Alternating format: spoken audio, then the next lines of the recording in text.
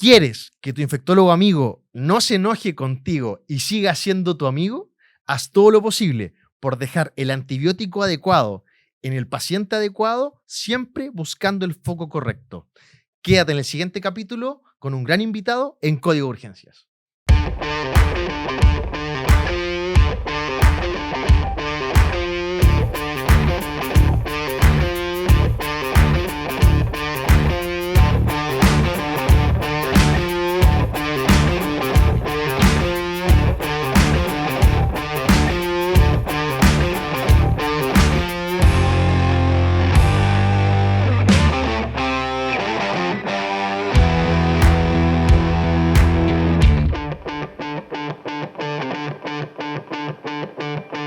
Y bienvenidos a un nuevo capítulo de Código de Urgencias, el podcast que te ayuda a dominar la medicina de urgencia para que los pacientes tengan mejores resultados y así tú trabajes con más confianza y seguro. Casi a la primera, pelado. Casi a la primera. Otras veces sale como a la cuarta, a la tercera, pero bien. Oye, es primera vez que me toca grabar contigo entrevistando a un siempre invitado. prefiero a Gerson. Sí, yo soy partner de la Jessie. Ahora prefiero al pelado. Sí. Sí, ahora prefiero al pelado, claro. Claro, ahora prefiero el pelado. Oye, bueno, Bien, pelado, profe, ¿de qué bien, vamos a profe. hablar? ¿De qué vamos a hablar hoy día? Hoy día vamos a hablar quizás la primera parte de una serie de capítulos, espero que sea una serie de capítulos de antibióticos, ¿ya? Entonces, un poco de generalidades de antibióticos y enfocado más como lo que ya hemos visto que es sepsis. Porque Súper. vimos shock indiferenciado, vimos shock séptico, manejo inicial, shock refractario, que los invitamos a ver los capítulos igual, y ahora vemos un poco antibióticos en sepsis. Sí, súper. ¿Cierto? Y para eso tenemos un invitado muy especial. Nos acompaña en esta ocasión el doctor Gonzalo Rivera. El doctor Gonzalo Rivera es un médico internista, infectólogo, para nosotros es un referente acá en el sur. Un profesor. Sí, también es magíster de salud pública y tuve la suerte que fue mi jefe en un periodo muy crítico en pandemia y creo que por lo menos tuvimos buenos resultados, de lo cual se le agradece al doctor Rivera. Sí, pues Así fue que- jefe igual de la unidad de paciente crítico, ¿no? Sí, ¿Tengo entendido? que- Yo todavía no llegaba al... Así que muchas gracias por estar acá con nosotros, Gonzalo. Es un agrado tenerte aquí con nosotros compartiendo. Bueno, siempre gracias por la invitación. Siempre hemos sido cercanos con el servicio de urgencia en realidad. Yo trabajé varios años acá en la urgencia del hospital, así que es un agrado compartir con los colegas de la urgencia y en general de todos los que miran o escuchan este podcast, digamos. Súper. Sí. Oye, Gonzalo, y antes de partir con el tema, nos gustaría como que la gente supiera un poco de cómo te fue interesando el mundo y la infectología y cómo también lo has ido enganchando con la unidad de paciente crítico, que también es un área que te gusta. Bueno, en general, cuando yo empecé la beca de medicina interna el año 2007, me interesó primero la unidad paciente crítico. Empecé a hacer turnos ahí y en la urgencia. La verdad es que fui avanzando y me interesó un grupo de pacientes específico que eran las infecciones que se producían en la UCI y en la UTI porque son difíciles de tratar, siempre son un desafío y hay bacterias resistentes que normalmente no las vemos en otros lugares del hospital y requieren un tratamiento especial y un conocimiento especial. Y en el fondo ahí fue como mezclando los intereses, digamos, hasta que finalmente decanté por especializarme en la infectología, pero siempre seguí haciendo turnos y de hecho fui jefe de la unidad paciente crítico. Entonces, en el fondo, hay un subgrupo de infectólogos que es bien pequeño que se dedica a esto, digamos, que son las infecciones del paciente crítico y, bueno, no se dedica a otras cosas, digamos, porque en realidad no da el tiempo, pero las infecciones del paciente crítico y las IAS en el fondo son mi tema en este momento. Y por supuesto que siguiendo de cerca en la UPC, porque soy residente ahí y me gusta el trabajo ahí. Sí. Bueno, también el doctor Rivera ha hecho varias guías también que nosotros tratamos de seguir. No siempre las cumple. Tratamos de seguir. Tratamos de seguir. Yo se las mando, a veces nos equivocamos y nos hace feedback, así que siempre Sí. ha sido un aporte para todos los servicios críticos. Así que súper. Sí. Oye, yo creo que para partir ya de lleno, preguntarle al Doc Rivera, primero, ¿cómo clasificamos el tema de los antibióticos? A grandes rasgos primero. No sé si nos puede contar un poco bactericida, bacteriostático. Claro. O una clasificación clínica que sea útil para los, Exacto. para Sí, los que lo están mirando. en general, primero hablar de los antibióticos, que son moléculas, ¿no es cierto?, que afectan el crecimiento bacteriano. Y ese velocidad o cantidad que afectan el crecimiento, en el fondo van a dividir los antibióticos en bactericidas y bacteriostáticos. Entonces, se dice que los bacteriostáticos son los que disminuyen en menor medida o en menor cantidad el crecimiento bacteriano. En el fondo, en una velocidad que es al aplicar el antibiótico disminuye un logaritmo de 2 la cantidad de bacterias que hay desde que uno tiene la bacteria sin antibiótico hasta que empieza a actuar el antibiótico. Pero cuando es bactericida, la disminución de la cantidad de bacterias es un logaritmo de 3, en el fondo es más rápida. Y eso diferencia a las bacterias, ¿no es cierto?, en bactericidas y bacteristáticos, no siendo más malo uno u otro en el fondo, sino que se ocupan en distintos escenarios. Sí, pues muchas veces la gente, o en general el personal de salud, cuando dice, no, este antibiótico es mucho mejor porque es bactericida y lo va a matar de inmediato, y hay microorganismos que responden mucho mejor o los matan frente al otro. Está aprendiendo. Sí, está aprendiendo, está aprendiendo. Conversado eso Estudio. en clase. Sí, lo que El pasa. doc no hace clase, igual. Sí, por ejemplo, generalmente las sepsis, que ustedes son los que ven más en urgencia, ¿no es cierto? El mejor antibiótico siempre es un beta-lactámico, cuando uno tiene una neumonía, una peritonitis o algo así, un ITU. Pero hay otras infecciones en las cuales estos antibióticos beta-lactámicos, que son bactericidas, no nos ayudan mucho y que no las vemos generalmente en urgencia. Por ejemplo, las infecciones, por brucela, por poner un ejemplo, o por Bartonella, que en realidad ahí los beta-lactámicos que son bactericidas no nos ayudan y nos ayudan más antibióticos que son bacteriostáticos. Entonces, en el fondo, todo depende de la infección que tengamos, el antibiótico que tenemos que dar, pero toca la casualidad que, claro, siempre que el paciente llega súper grave, en realidad, generalmente el mejor antibiótico es un beta-lactámico que es bactericida. Sí. Es una lista amplia igual al momento de clasificarlos, así que igual la gente de la casa tiene que hacerse ahí su listado y conocer los que tiene a mano en el servicio donde trabajan igual. Eso es importante. No todos los hospitales o centros tienen todos los antibióticos. Exacto. Claro. Sí, esa es la idea. Oye, si la gente escucha algún ruido, Sí, yo mismo estaba poniéndome nervioso por ese ruido. De hecho, si la gente escucha algún ruido es porque están construyendo cerca, ¿ya? Pero vamos a tratar de editar esto para que no se escuche. Pero estamos a punto de salir a decirle a las personas que paren, porque yo ya fui a decirle. No habían porotos hoy día. Sí, no es que pelado vaya conmigo por otro. Oye, Gonzalo, bueno, entonces, como dado que existe esta clasificación que es útil, ¿nos puedes dar ejemplos de cuáles son estos, cuál tipo de bactericida, cuál tipo de bacteriostático para que la gente sepa? Sí, pues en el fondo todos los beta-lactámicos son bactericidas. Entonces, en el fondo, la penicilina, ceftriaxona, imipenem, meropenem, todos esos son bactericidas, porque en las bacterias a las cuales son efectivas, las disminuyen rápidamente su crecimiento, siempre y cuando no haya un problema como, por ejemplo, defecar. Un paciente quirúrgico que tiene una peritonitis, uno le puede dar un camión de imipenem y no lo va a sanar, digamos, porque hay que sacar la cantidad de bacterias, digamos, que tiene la persona en la peritonitis. Sí. Bacteriostáticos, por ejemplo, son los macrólidos. Claritromicina, eritromicina, doxiciclina también, por ejemplo. Entonces, eso se podrían dar ejemplos. Hay otra clasificación que a ustedes como que igual útil. les va a sonar, pero pelado que suene. Que suene en el fondo, según el mecanismo en el cual los antibióticos actúan, pero en el sentido del PKPD. Claro. De su mecanismo farmacológico y farmacocinético en el fondo. Farmacodinámico, no sé si eso lo han escuchado. Sí, yo creo que, de hecho, era parte de lo que queríamos preguntarte ahora, es acerca de si esta farmacocinética y esta farmacodinamia de los distintos antibióticos son importantes para la decisión de cuándo elegirlo y cómo tomas tú la decisión de eso. Un poquito, vamos. Sí, para un poco, porque. Sí, dile, anda a decirle que. Porque ya le dije ya. Esto lo puedo editar esta parte. Ya. Voy a marcar el aplauso y ahí le damos. Bueno, Gonzalo, y con respecto a otras propiedades de los antibióticos, que también, o factores que debemos considerar sobre la farmacodinamia y la farmacocinética que tienen estos distintos antibióticos.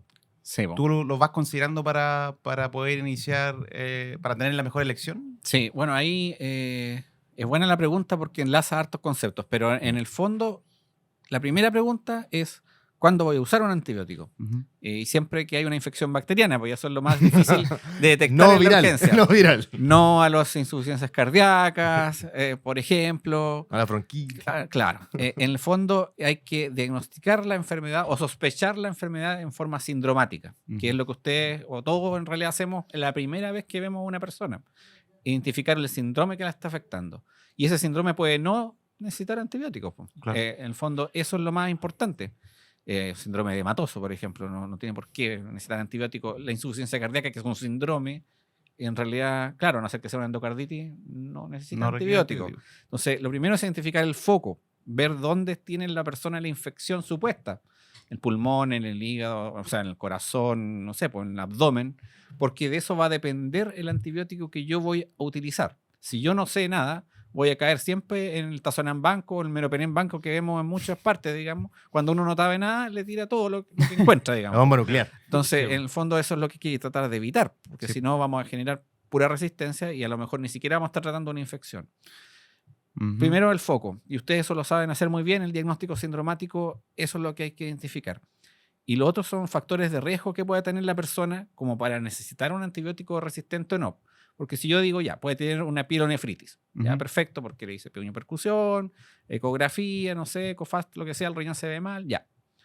Pielonefritis. Pero ¿quién necesita un antibiótico que sea resistente, que abarque bacterias resistentes y quién no? Son las personas que tienen factores de riesgo, que han estado hospitalizadas, que han tenido varios tratamientos. En el fondo, porque uno dice siempre la gravedad. Y no es solo la gravedad. Sí, y la historia igual es importante porque hay que buscar en el historial de los pacientes si han tenido aislado microorganismos resistentes, porque claro, viene la paciente con la infección urinaria, uno dice, ya le voy a dejar ceftriaxona, por ejemplo, Claro. pero uno no se da el tiempo de buscar si en el fondo Su último cultivo. su último cultivo, urocultivo, si tiene un bicho Blair, etcétera, etcétera. Y ese antecedente hay que linkearlo con la clínica de la persona. Entonces, en el fondo, yo primero veo la clínica, porque si en el fondo yo tengo un historial de puras itus en su sistema, ¿no es cierto? Pero la paciente ahora tiene una neumonía, no tiene un sentido cubrir un antibiótico resistente, en el fondo, una bacteria resistente en el pulmón, porque la orina en el fondo no pasa al pulmón. Uno no tiene neumonias por Escherichia coli Blé. Sí. Lo que tiene son neumonias por neumococo, por influenza, por COVID, Claro. pero no por Escherichia coli Blé. Entonces ahí en el fondo uno se tiende a confundir. Entonces tiene que buscar la clínica y luego factores de riesgo y unirlos. Y ahí recién uno puede decir, le voy a dejar esto porque si no Claro. es a tonta y a loca nomás. Y muchas veces los pacientes están colonizados, entonces tiende a caer de que uno le toma el pan cultivo. Y claro, y sale la orina con un ble y dice, quizás este es el foco, y va al antibiótico. Entonces eso... Por eso es buscar el importante foco. buscar el foco. Foco, Una sí. meningitis, por ejemplo, Claro. de la comunidad en una persona diabética perfectamente se puede dar, pues si Ujú. todo nos puede dar una enfermedad así. Pero no, la meningitis no se produce por las BLEP. Claro. Se produce por neumococo, meningococo, hemófilos, listeria. Lo más normal o digamos típico. Sí, Entonces, eso siempre es importante y se nos olvida antes de ver cómo vamos a dejar el antibiótico. Primero hay que ver qué antibiótico le vamos a dejar y así se hace, digamos. Y buscar el foco, claro. Sí. Doc, y volviendo como al tema, tenemos ya el foco identificado. Ahí, en el fondo, ahora viene la elección del antibiótico, Sí. según el modelo PKPD, lo que había comentado antes. No sé si nos puede comentar de eso ahora un poco. Sí, pues. A ver, los antibióticos, según lo cual yo elija, tienen distintos modos de acción, tanto y de distribución, al ser administrados tanto en la persona como tienen un efecto en la bacteria. Y eso va a dividirse en el fondo según su modelo PKPD, que es su modelo de distribución y de acción en la bacteria, en distribución en el organismo, acción en el organismo, porque también actúan sobre nosotros, no son, en el fondo nos pueden dar efectos adversos a nosotros si nosotros los usamos mal. Claro. Y parte a la bacteria. Entonces eso es el modelo PKPD, en el fondo cómo actúa cómo se entra el antibiótico en nuestro organismo, cómo se distribuye, cómo se elimina y cómo actúa en la bacteria. Eso todo entra en el modelo PKPD. ¿Y qué significa? Que hay antibióticos que en el fondo necesitan, para actuar bien, estar la mayor parte del tiempo sobre una concentración. Y esos son los antibióticos tiempo dependiente, que es el primer modelo PKPD. Y ese modelo están la mayoría de beta-lactámicos. Por eso es que se da la penicilina cada 4 horas, por ejemplo, o cada 6 horas, porque tiene que estar la mayor parte del tiempo sobre una concentración sobre la CIM, el 60% idealmente, o más, 50, 70. sobre la CIM. Claro. La concentración inhibitoria Mm. mínima es la CIM, de la bacteria. Entonces, la mayoría de los beta-lactámicos se usan así, cada varias horas. Por ejemplo, meropenem cada 8, imipenem cada 6, tazonam cada 6, por ejemplo. Hay algunos específicos que son especiales, como la ceftriaxona y el ertapenem, pero son aislados. En Que el fondo, dependen de los beta-lactámicos son generalmente tiempo dependientes y hay que usarlos la mayor parte del tiempo en un nivel más o menos estable. Súper. Por eso que es importante que de repente yo he visto, o sea, lo he leído, he visto. En mi amplia experiencia.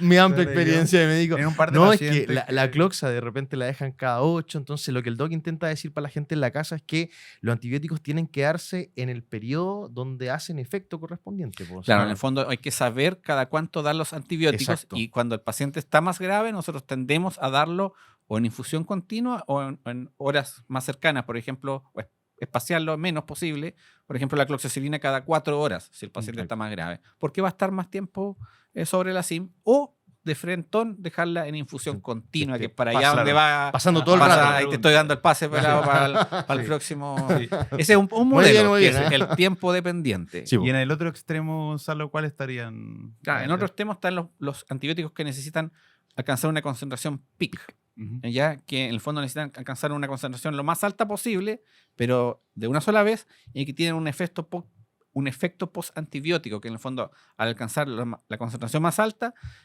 hacen su mayor efecto y después ellos tienen un efecto residual y se pueden dar cada 24 horas, por ejemplo, que es la amicacina, que es el principal, o los aminoglicosidos son el principal ejemplo de este mecanismo, en el fondo, que es los antibióticos que necesitan un pic.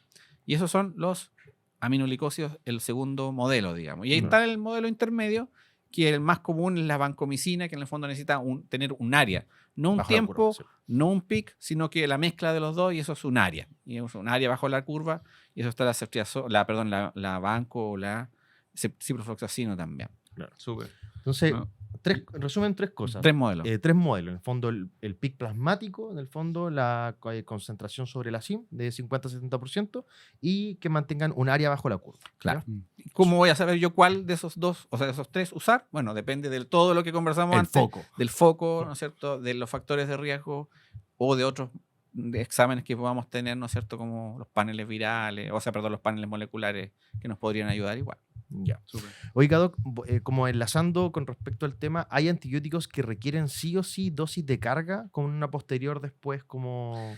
Claro, lo que pasa es que sí, los antibióticos que necesitan tener un pic de concentración alto tienen que darse con una dosis ya. por kilo de peso. Sí. Por ejemplo, la amicacina se da lo normal, cada 15 miligramos por kilo en el fondo. Ujú. Hay algunos estudios que se pueden dar 20, 25 o hasta 30, pero no es lo habitual que uno vea todos los pacientes. Son pacientes muy específicos que están en un UPC, que uno puede monitorizarlos bien. Pero en el fondo, esa dosis de carga se da siempre en estos antibióticos que necesitan una concentración dependiente.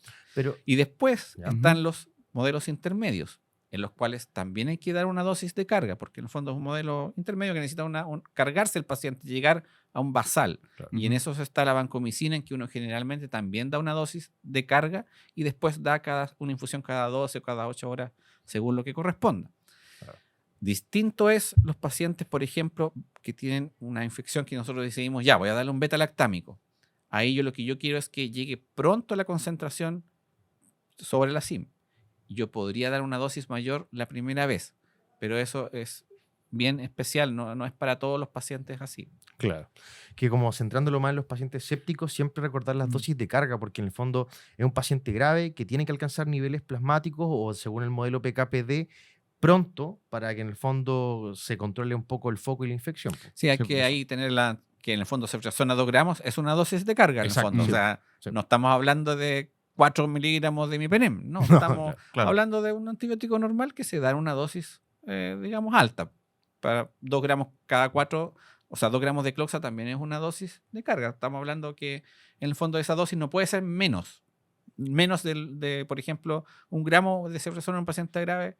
Es muy poco, digamos, claramente. No sirve nada. No, Y lo otro que hay colegas que se fijan mucho en la función renal eso del inicio. para allá Por eso, íbamos, sí, po. sí. Porque en el fondo el paciente en los primeros momentos, me refiero horas, Ujú.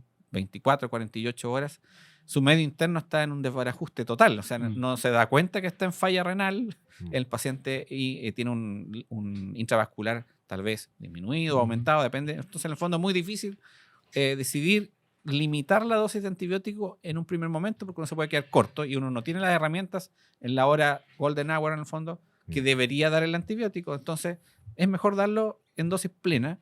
En los beta-lactámicos me refiero yo, digamos, en pacientes sépticos. Entonces, en el fondo, la dosis de ceftriaxona son 2 gramos, la de cloxa son 2 gramos cada 4.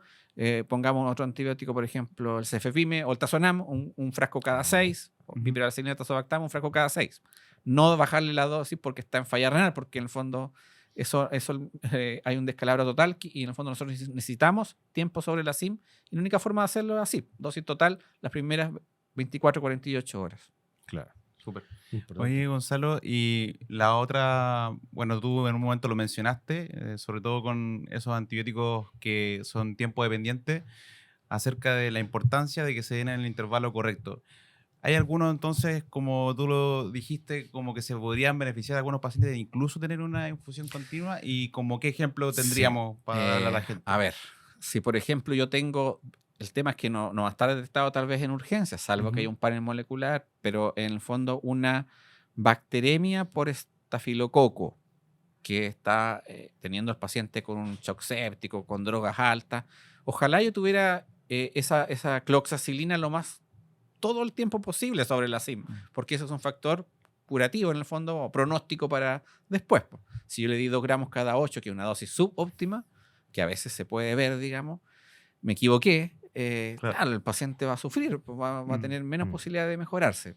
Entonces, ¿cómo lo hago yo? Tengo que primero asegurarme que en mi centro tengo un antibiótico que sea estable, que pueda ponerlo en una bolsita de infusión y que no se vaya a desnaturalizar. Las únicas que pueden saber eso bien son las químicos. Entonces, en el fondo, hay muchos tipos, marcas de antibióticos, de muchas cloxacilinas en el fondo, por poner el mismo ejemplo, y no todas se pueden infundir en 24 horas porque pierden sus propiedades químicas, digamos. Entonces, lo primero que tengo que saber yo es si en mi hospital tengo algún antibiótico que pueda administrar en infusión continua o prolongada.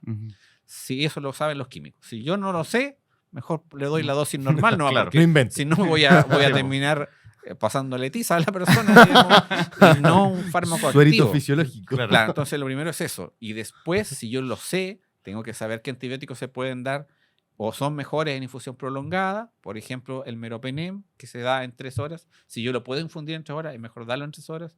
La cloxacilina, si yo puedo hacer una dosis de 24 gramos, pasarla en eso en 24 horas, pero todos tienen que saberlo. O sea, en el fondo, no es que a mí se me ocurrió por el podcast y lo voy a ir a hacer mañana. Porque en el fondo, ¿qué va a pasar? Que la enfermera no va a tener idea. Esta cuestión, este doctor está loco, claro. No lo voy a hacer. Entonces, tiene que ser conversado entre los equipos, porque si no, obviamente, y asegurarse que lo que yo estoy haciendo está bien igual, porque no me voy con los tarros de dejarle 12 gramos de meropenem, que es una dosis sobre óptima. Claro, todo tiene que ser conversado y revisado por los equipos. Sí. Ojo que cuando una recomendación, que nosotros también siempre se lo decimos a todos los becados, a la gente que está con nosotros constantemente, es que averigüen cuáles son sus protocolos locales. Tienen que conversar con la UPC, con el equipo de infectología, porque cada centro tiene sus protocolos, cada centro debería tiene su tenerlo. Debería tenerlo. Si no los tienen, este podcast puede servir para que los tengan. Eso, que en el fondo, en las urgencias, uno debería tener una guía y decir, ya, si me llega una pielonefritis,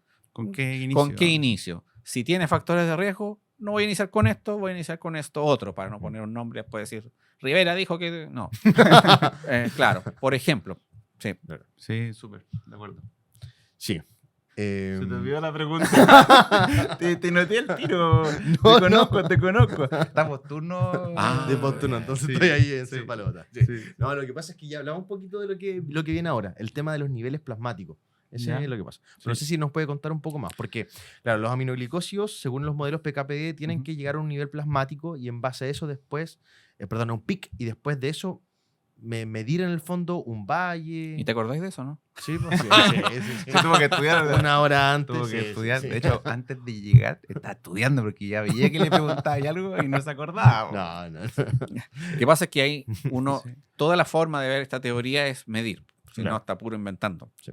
Y la teoría es que ojalá hubiesen niveles de todos los antibióticos para saber si estamos bien o estamos mal, pero no los hay De todo, en la práctica clínica. Sí los hay en investigación, pero nosotros no los tenemos disponibles. Entonces, de lo que hay, lo que se puede medir son niveles de amicacina, aminoglicósidos en el fondo, gentamicina, amicacina y bancos, que es lo más común que se puede medir. Y esos niveles dependen de cada infección, dependen de la SIM en realidad. Si yo tengo, por ejemplo, una Escherichia coli que se mide su SIM, entonces la SIM generalmente aminoglicósido es menor a 4, menor a 2, menor a 4. Yo tengo que lograr un pic de ese antibiótico que sea 8 o 10 veces más que la SIM. Entonces 20. Yo necesito un nivel de amicacina de 20, porque es 2 por 10, 20. Claro. Entonces tengo que lograr ese nivel. ¿Y cómo tengo que medirlo? Si no voy a saber si lo estoy logrando o no con mi dosis que le estoy dando. Entonces se infunde la amicacina, termina de pasar y 30 minutos después le mido el nivel y digo, sí, estoy bien. Me quedo tranquilo y después le mido un nivel antes de dar la dosis para ver que no esté tóxico. Claro. Digo, está sobre 20, está menor a 1, por ejemplo, estamos súper bien, seguimos con esta misma dosis, no hay problema. La gente le tiene mucho miedo a usar Sí. los aminoglucósidos. No sé si tú podéis desmitificar un poco eso, porque yo creo que lo que siempre hemos conversado, la gente siempre nos comenta que es un buen antibiótico, los Sí, especialistas. A ver, hay Pero en hartas desuso, cosas ¿no? buenas de la amicacina y el lado que siempre uno se acuerda es lo malo, como Sí. en todo. Falla renal. Claro. claro. Sí, es lo que yo grababa. Sí. Falla renal, ya. Bueno, pero el punto es que ¿qué es lo malo que todos nos acordamos? La falla renal, que tenemos miedo a producir falla renal porque en el fondo uno como médico quiere sanar, no hacer daño, como primer principio de la medicina. Entonces, en el fondo, esta seguridad que tenemos con los niveles es eso. Nosotros nos aseguramos que no estamos provocando toxicidad independiente que usemos una cantidad más alta de antibióticos. ¿Cómo lo hacemos? Con eso mismo.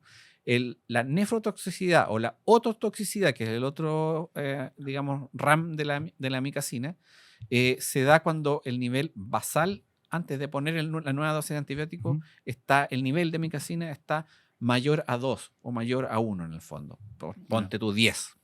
Yo le puse mi dosis de antibiótico, cada 24 horas se da. Entonces yo le puse mi dosis, vi el nivel, está el post-dosis, el pic que nosotros queremos, ponte tú, está en 40. Súper, excelente, ni un problema. Cada 24 horas le voy a medir media hora antes de infundirlo el nivel predosis, que es el que nos limita la toxicidad.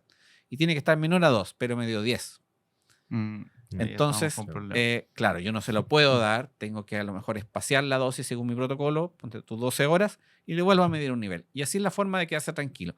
Eso lo tenemos en el hospital, pero no está a lo mejor en todo, pero ojo ahí porque uno puede trabajar para tenerlo. ¿Por qué es importante? Porque tenemos una epidemia o una pandemia, como uno quiere llamarlo, de resistencia bacteriana, que tal vez uno no se le da tanta cuenta a la urgencia porque no están nunca los cultivos, los pacientes nunca se quedan más de 24 horas acá en la urgencia. Claro, no, nunca. Eso aquí no se da, digamos. Tenemos indicadores mensal buenos. Bueno, Sí. Entra y sale. Sí, antes de 12 horas no hay nadie en la urgencia. Sí, aquí. Clínica Mayo. Sí. Tú llegas, te hospitalizas en el Yo, piso. claro. O en la UPC. En el piso, pero de arriba, no, claro, no en el piso de abajo. No, claro. Entonces, bueno, la cosa es que igual en algún momento ustedes lo van a necesitar. ¿Y por qué es tan importante? Porque esta epidemia de resistencia nos va a llevar a que en un momento cercano sea la principal causa de muerte de la resistencia bacteriana. Va a ser más que el cáncer, más que los accidentes de tránsito, los politraumas, todo eso ya no se van a morir, supuestamente. Van a ser las personas que llegan con infecciones por bacterias resistentes. En el 2050 la OMS dijo que esa es la principal causa de muerte. Entonces, ¿qué nos queda de antibióticos? Porque a todos dan en el fondo, o todos damos en algún momento ceftriaxona a todo lo que llega. Es el principal antibiótico y las bacterias a qué se están haciendo resistentes a la ceftriaxona. Claro. ¿Y qué nos está quedando? En el fondo, otros antibióticos no tan conocidos como la amicacina. Y eso nos podría salvar una buena cantidad de años y por eso es que hay que pensar en el futuro como urgencias o como hospitales o como centros, cómo la voy a poder cuidar y utilizar mejor. Súper. Sí, porque hay un temor de que nos quedamos sin herramientas en un futuro. Es que esto es una proyección no mía, es de la OMS, en el fondo ya está súper difundido eso, que el 2050 va a ser la principal causa de muerte, y yo espero llegar al 2050 Para para decir, ganar te los algo de dije. plata. Mira, Ahí va. Se los dije. Claro, el que tiene más posibilidades, no sé si eres tú, pelado. No, porque ¿por con qué? tu estilo de vida no. Que por tanto turno es de- Claro, tanto turno. no sé, mujeres. Sí. Uno no sabe lo que. Claro. Vin Diesel le dicen por ahí. Ah, verdad. hoy día El dijeron Vendel que dice el era de Temuco. chileno. Vin Diesel de Temuco, Temuco. Temuco. Meo. Pero no me pegue, ¿por qué me pega? Para que no lo moleste. Oye, No, Gonzalo. arrasan los pisos pelados. Sí, Sí, no, sobre Una todo máquina. segundo piso. Ya, ahí, ¿no? volvamos, ya. Volvamos al tema. Volvamos al tema. Ya. ¿Cuál es el Dicen que hay bueno? que tener 2 pisos de distancia, sí. ¿ah? Sí. Ojo ahí. Sí, no estás cumpliendo con la No, regla de la no, distancia. tiene que irse al tercero mejor. Ya. El Doc ahí tirando toda la información. Ya. ¿Qué viene Ya, ahora, Nicolás? Bueno, Gonzalo, Oye, yo pero antes- podríamos hablar también de lo y sobre con respecto a los niveles de banco oficina. Eso también es que porque la gente se enreda mucho también en pedir niveles, cuándo sí. debiese pedirlo y cómo debiese pedirlo en caso de niveles de Lo de habitual banco oficina. de las dosis de vancomicina es que sean cada 12 horas. Entonces uno parte las dosis cada 12, ¿no es cierto? Y antes de la cuarta dosis uno podría medir un nivel y ver en qué está. Pues si está en el fondo entre 15 y 20, que es lo habitual. El tema es que a veces hay pacientes renales, sobre todo, que uno no, la cuarta dosis va a llegar como en 2 semanas más. Pues. Entonces, claro. y lo que se ha hecho, que igual es un buen tema Aparte, para como otro ustedes. podcast. No. Ajá. Que hay modelos matemáticos que se llevan a modelos de aplicación, en el fondo, de Sí, app. que nos contaba el otro. Entonces, en el fondo, hay varias apps que algunos químicos los tienen y algunos centros los tienen como parte ya comprada, en el fondo, que tú mides un nivel, no antes de la cuarta dosis, puedes medir un nivel en cualquier momento posinfusión. Tú le pones a la app, este caballero pesa 70 kilos, tiene una CREA de, no sé, 3, diuresis, ¿no es cierto? Y tú le tomaste un nivel, le pusiste una dosis, por ejemplo, de 1,5 gramos de carga y le tomaste un nivel a las tantas horas. Y eso crea un modelo matemático y pum, te dice, tú tienes que darle la próxima dosis de tantos miligramos a las tantas horas. Entonces yo le tomo un nivel a la hora 5 y ponte tú otro a la hora 12 y hace un modelo matemático y te dice, mira, esta es la dosis que te necesita con esta CREA. Ah, Y ya. ahí tú tienes que ir poniéndolo, obviamente, si cambia de CREA va a cambiar la dosis, pero es efectivo, sobre todo para la gente que no tiene expertise en dejar los niveles. Hicimos una competencia, no, un Una ejemplo, competencia. un ejemplo y en realidad, claro, para el que ya lleva hartos años, más o menos te da lo mismo que tú le vas a dar, pero en el fondo para el que lleva poco tiempo, casi nunca usa Amicacina, es una súper buena herramienta, o Amicacina o Vancomicina, no se va a equivocar. Y yo les recomiendo que consulte con sus químicos porque es una buena herramienta para estos casos. Sí, pues es mucho mejor que hacerlo a ciegas. Pues. Es mucho mejor que hacerla ciega. Sí, Sí. estupendo. Oye, Gonzalo, y con respecto a...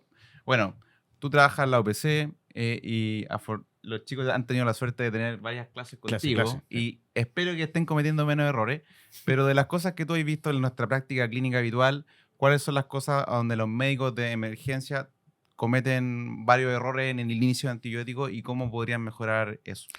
Bueno, lo primero, por eso hice énfasis, es el tema del foco, porque muchas veces la celeridad que uno tiene en la urgencia de estabilizar al paciente, a veces como que uno lo hace borrarse de eso, porque en el fondo tiene que poner la pelota en el piso, por ejemplo, y decir, mira, este paciente está súper grave, está con sepsis, falla multiorgánica, pero ¿qué tiene? No, pues si tiene una falla cardíaca. Entonces, estamos por el otro lado, ¿cachai? O no, ¿sabes qué? Estoy poniéndole foco urinario, pero el sedimento salió normal. Entonces, chuta, tiene que ser otra cosa. Entonces, falla un poco en poner la pelota en el piso, examinar como segunda looking qué estoy haciendo, porque a veces los exámenes están rápidos. El sedimento de orina, ¿cuánto demora? Menos de 2 horas. Entonces, en el fondo, uno puede tener esa oportunidad de revisar el paciente y no dejarle un esquema que es como muy amplio y uno se da cuenta que en realidad uno no sabe qué es lo que tiene en el fondo. Es como neumonito. Claro. Así como, Sí, no, bueno, sí, Sí, una vez llegó una metro. meningitis. Una vez llegó Hemos visto. una interconsulta de un colega que puso apendicitis versus neumonía versus ITU.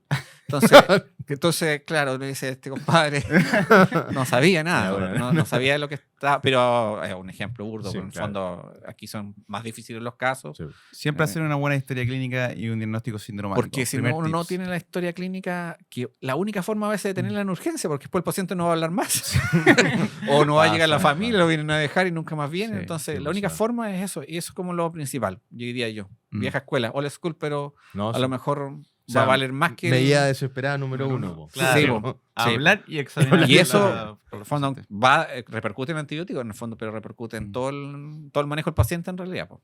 Sí, posterior. Oiga, Doc, una última cosa, yo creo. ¿Qué factores debemos considerar al momento de elegir? Bueno, ya lo hemos dicho durante todo el capítulo, pero usted diría que son claves al momento de elegir un antibiótico. Una cosa es el foco, Sí, pero después, ¿qué pasa con los antecedentes? ya, bueno. En cada centro. En cada centro, eso. Bueno. como- Lo que faltó decir es que ojalá todos los centros tuvieran la famosa cartilla de susceptibilidad. Ya, eso. ¿Qué es eso? Es una forma, en el fondo, de que el laboratorio tiene de ordenar los cultivos que llegan de los pacientes en distintos servicios. Entonces, en el fondo, de las bacterias más comunes que se aíslan en los servicios, Escherichia coli, Klebsiella, Staphylo aureus, por ejemplo, etcétera, ellos dicen, miren, en el servicio de urgencia, estas son las principales bacterias, ¿no es cierto? Y esta es la sensibilidad de estas bacterias que aislamos desde urgencia, Ujú. que eso no se hace tanto, se hace más de medicina, de UPC, Sí, es verdad. pero no de urgencia. Entonces, en el fondo, aparte del foco, si yo tuviera esa información de mis pacientes, por ejemplo, la urgencia, estoy dando un ejemplo de Galvarino, Ujú. todo un ejemplo. Yo tengo esa información que no deben ser tantos cultivos, a lo mejor, urocultivos. Yo tengo todos los urocultivos de la gente que llega a Galvarino y dice que el 90% son sensibles a ceftriaxona. No le voy a dar Artapenem, por ejemplo. Claro. Si ya tengo la Sentido. información Sí. ahí, ¿cachai? Sí, po. Eso Ese es un buen falta tips. y tal vez es un paso que se puede dar, tener la epidemiología local para hacer la guía. Mm. Porque yo no me puedo fijar lo que pasa en Temuco si yo estoy, por ejemplo, en Imperial. Son Mm. distintas personas que van a consultar. Ni siquiera en Chile se puede hacer eso. Tampoco sirve de nada medirlo en el up-to-date. Son No, porque ellos. gente que tiene otra gringa, epidemiología, o sea, sí. como- Ahí le son- van a dejar banco a las todo. meningitis porque ellos tienen estáfilo resistente de la comunidad, por ejemplo, resistencia en el neumococo, y nosotros Sí. no lo tenemos. Bueno, de hecho, Pero falta que uno lo vea, porque si Mm. ustedes no lo ven, no van a saber no, o sea, qué es lo que tienen. Claro. Yo creo que es el segundo tips. Y el tercero es la guía. Claro. En base a eso, uno hace una guía y dice, ya mira, llegamos, analizamos esto, el pelado tiene que analizarlo. y, horas analizando la cuestión. claro, y llegamos a una guía y entonces van a decir, oh, pero tenemos a lo mejor 50% nomás de sensibilidad, ¿qué está pasando? Mm. Bueno, a lo mejor esas personas eran diabéticas, habían estado hospitalizadas, ¿cachai? Y ahí eso nos puede ayudar. Y lo cuarto que uno pudiera hacer para mejorar esto es tener métodos de identificación rápida. Por ejemplo, los paneles en algunos pacientes que se quedan en urgencia, por ejemplo, los que tienen bacteremia, Mm. que tienen una cocacia. Una cocacia. Puede Sí, ser. puede ser un- muchas cosas. Es una cocacia, claro, si Ujú. uno no tiene información, si es en racimo, si es en Mm. cadena, si qué sé yo, el foco, al final uno puede hacer un panel y ahí uno puede orientarse, en vez de dejar banco, te hacer un streptococoneumonía, dejar ceftriaxona. Claro. Esto es lo final, pero lo de antes, insisto, es mucho más Mm. útil que lo del panel. Sí, Mm. o sea, yo creo que también la gente tiene que conocer las cosas básicas y eso del panel que son más avanzados y que termina siendo hoy en día herramientas tremendamente útiles son cuando ya agotaste todas esas herramientas básicas. Sí, po. Y lo otro es acordarse de tomar los cultivos, Mm. porque muchas veces por la premura se olvida, o bueno, hay médicos más antiguos que dicen, no, si los cultivos, ¿para qué las vas a tomar? Y en realidad son súper útiles. ¿sí? Obvio, con eso se ajusta. po. Con eso se ajusta el tratamiento, po. O sea, si no, no vamos a saber qué tienen, vamos a estar Sí. más perdidos. Sí, pues, así que si es que alguien se enoja porque usted pide cultivos, hemocultivos, No se nos. Eso. Ah, ¿no? y algo Eso. súper útil que se me olvidó, que, perdón, pero No, Pero dale. lo que pasa es que hay que trabajar en equipo. Entonces, no, sí, no, tú no, trabajas no, mucho en sí, equipo. No, no, pero no tan cerca, no tan cercano. por favor, no. No, cerca del claro, equipo. Tú- Claro, tú no mézclate, te Sí, mezclas con el equipo, no cerca del equipo. Claro, los urgenciólogos tienen fama. Oh, no sí, vamos a decir nada mejor. Sí. Los come carne, le decían. Las bacterias las come bacterias, carne. como las bacterias bacterias. come carne, sí. Ya, la cosa es que hay que trabajar en equipo. bueno. Entonces, yo defino el antibiótico y tengo que contarle a la enfermera, ¿no es cierto? O no sé con qué matrona, no sé, depende de qué urgencia es, porque hay urgencia obstétrica. Ujú. En el fondo, ya yo le dejé este antibiótico y necesito que se lo pases pronto. Porque si en el fondo yo le dejo el antibiótico a las, no sé, pues a las 3 de la mañana y se lo van a poner a las 7 y el paciente tiene una meningitis, porque hay horario 7:19, Claro. ojo ahí, porque eso hay que contar importancia, porque si no la gente no va a decir, no, un paciente normal, ¿no es cierto? Vamos a programarle el antibiótico según los horarios clásicos. Claro. Y a veces las farmacias de urgencia están súper cerca, entonces no cuesta nada decirle al TENS o al auxiliar, por favor, vaya a buscarme el antibiótico, decirle a la enfermera y que le pasen el antibiótico rápido, porque si no, nadie va a saber y se lo van a pasar a los horarios que tienen programado pasar los fármacos. Sí, hacer énfasis entonces al personal de que tenga la dosis correspondiente y al intervalo correspondiente. Po. Sí. Son cosas mínimas, Y- pero que y- impactan en la sobrevida del Y paciente. lo que más impacta en la sepsis, bueno, entre todas las cosas, digamos, es el tiempo en que le pasas el antibiótico lo más pronto posible, en el fondo. La Que primera hora que tú mencionaste. Po. Lo ideal son 1 hora, como Mm. ustedes saben. Pues, bueno, menos malo 6 horas, pero ya después, la verdad es que si Claro. le pasaste Ya 12 fue, horas ya después fue. y está en Llegamos- shock séptico, no, No pasa no nada. le va a ayudar mucho, digamos. Exacto. Sí, oye Gonzalo, y con respecto, como para ir finalizando el tema, bueno, si se dieron cuenta, hay un montón de conocimiento Sí.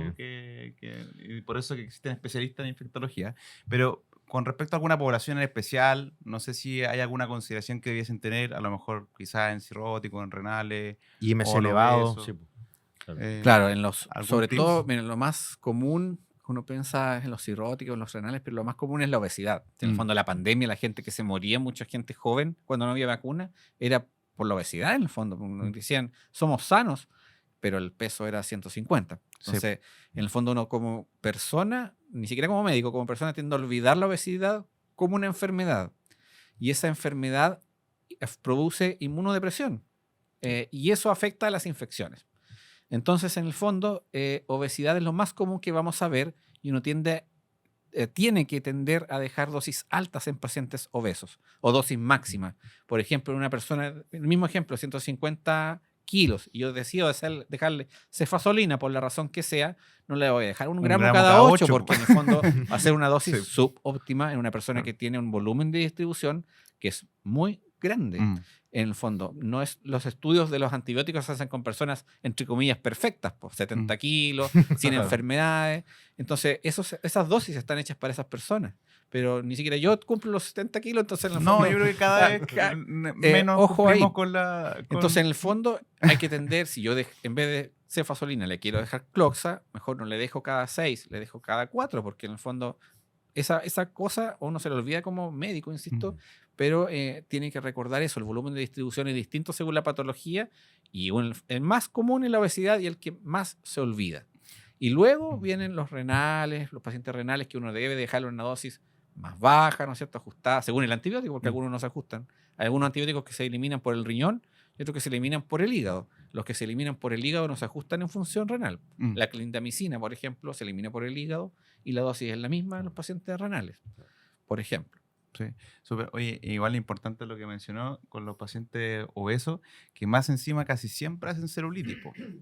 Y solemos, o sea, como que nosotros tratamos de usar estos antibióticos y lo dejan en esas dosis subóptimas. Claro, entonces Y después terminan- es falla, hoy claro, falló. falló, O- es resistente. O le dejé Y- oral. Entonces le dejé claro. oral 500 cada 12, pero no le va a hacer nada. Entonces Claro. hay que dejarle al menos en cefadroxilo 1 gramo cada 12 al paciente que es obeso, realmente obeso. Pues no.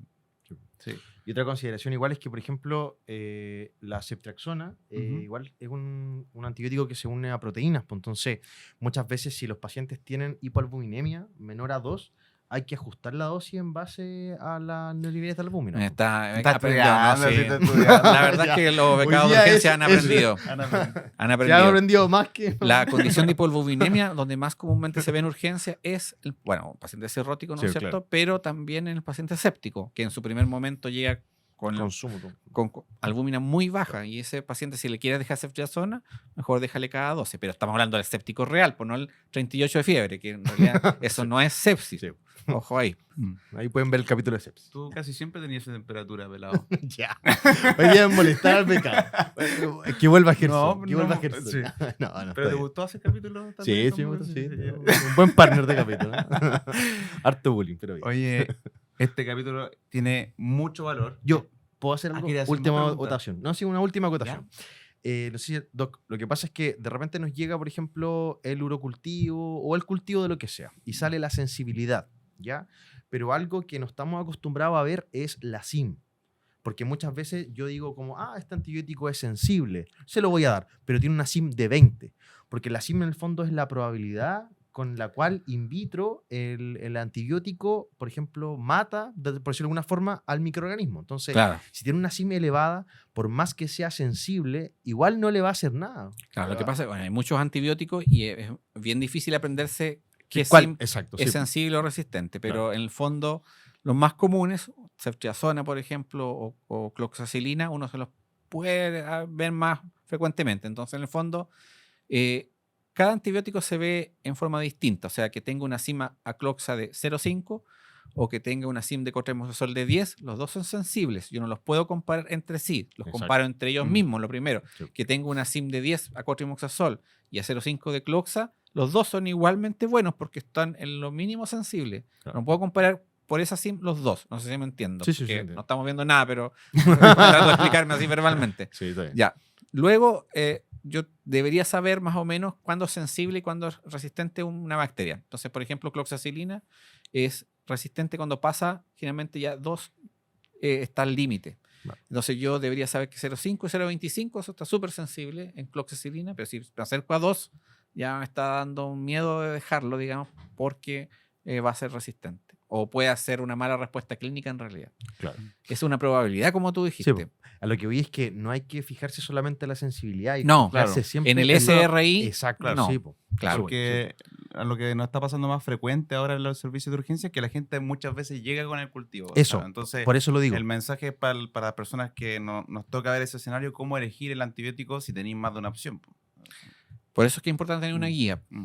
Y por eso es que es importante tener una guía y como está siendo pelado estudiar, porque nosotros en realidad les hacemos clases a ellos acerca de qué puede estar mal en un antibiograma, porque tuvimos un caso cuando fuimos a un hospital, yo fui a un hospital periférico, me llamaron para ver una clase. Ya, perfecto, que te vamos a contar unos casos, ya, bueno. Y me cuentan, tenemos un paciente con estáfilo resistente de la comunidad. ¿En serio? Sí. Es súper raro porque el paciente no ha salido de Temuco, perdón, es de una localidad rural. Le dije, pero tiene una pareja a lo mejor extranjera. No, tampoco. La señora son lugar mapuche. Chuta, qué raro, y está con vancomicina, está mejor. Y el cultivo, y claro, decía R, cloxacilina, SIM 0,25, pero decía R. Y estaba mal informado el antibiograma. Y no era un estafa de la comunidad, era un error de laboratorio. Entonces, en el fondo, Ya, bueno. por eso es que es importante que si uno no está habituado a esto y quiere saber más, pida ayuda. Y nosotros, en el fondo, y hemos ido, yo hasta a Angola he ido a hacer charlas. Sí. Perfectamente uno puede ayudar a veces a los colegas de urgencia con una llamada. Hasta el Claudio Vega me llama por... Habitualmente. Ah, ¿Por qué no me miren, dan 2 de la miren, mañana? miren, Varias veces, miren, sí. miren. No, Ahí está. pero en el fondo Para no embarrarla. Eso está bien. es bueno hacer eso porque Sí. a veces hay errores y uno, claro, dice, esta cuestión está rara, pero ya le voy a dar esto nomás porque sale sensible. Y a veces uno puede llamar al que está más cercano. Para no caer en el tazonambanco. Sí. Claro. La bomba Para nuclear. no caer en el en tazonambanco, y a claro. veces erróneamente. Lo sí. más sabio en el fondo es pedir ayuda, no Sí. dársela. Infectólogo. ¿No? Y ir aprendiendo a medida que tú vas teniendo errores también. Pues eso es una forma de que la gente tiene que aprender también. A lo que voy es que si en el fondo la persona que es más, es su director médico, se atreve a llamar porque no quiere caer en un error, ¿por qué no va a llamar pelado en el fondo? Claro. Que en el Yo lo fondo llamo. tiene más posibilidades 2 de de la tener error mañana. porque no es especialista. Nadie sabe. Yo, si no sé algo de reumato, puta, voy a tener que llamar al reumatólogo nomás, porque ¿qué le voy a hacer? Sí, pues. No todos sabemos En todas el- cosas. Bueno, me ha tocado llamarlo, de hecho. Sí. O sea, en el fondo todos tratamos de sacar al paciente adelante. Sí. Ese es el espíritu. Lo principal. Sí. Claro, eso. Sí. Oye, Ahora no tengo más preguntas. Pero estuvo bien, tuvieron unas preguntas muy adecuadas. Sí. No, invitarlos entonces a que nos sigan, ¿cierto? Queremos que el doctor Rivera pueda venir en otro capítulo. Como se dieron cuenta, él está súper abierto a poder entregar el conocimiento, que muchas veces nosotros en urgencia fallamos un poco porque no tenemos esa expertise. Así que Eso, recuerden de suscribirse también a la página, Pelado. ¿Qué más Sí. se pueden suscribir? A todas las redes sociales que tenemos. po. Ya. Sí. Instagram, ¿qué más tenemos? TikTok. YouTube, Tú TikTok. tienes... Yo tengo, porque en verdad mi celular... Pero la página del podcast, Del no del podcast, pelado. del pelado. Sí, No, ojo ahí, no, porque no. No, ahí no lo pueden recomiendo, buscarnos no lo recomiendo. nuestra página web y ahí está el link de todas las redes sociales. Sí. Sí. Sí. Oye, yo creo que un próximo capítulo, Anto, ¿no? Sí, puede ser. Nos Así podemos que, comprometer con un capítulo. Sí, Anto? por supuesto. Me Eso. parece, sí. así que nos vemos para la próxima y no te olvides de seguir el podcast favorito, Código De de Urgencias. Urgencias. Nos vemos. Nos vemos. Chau, chau.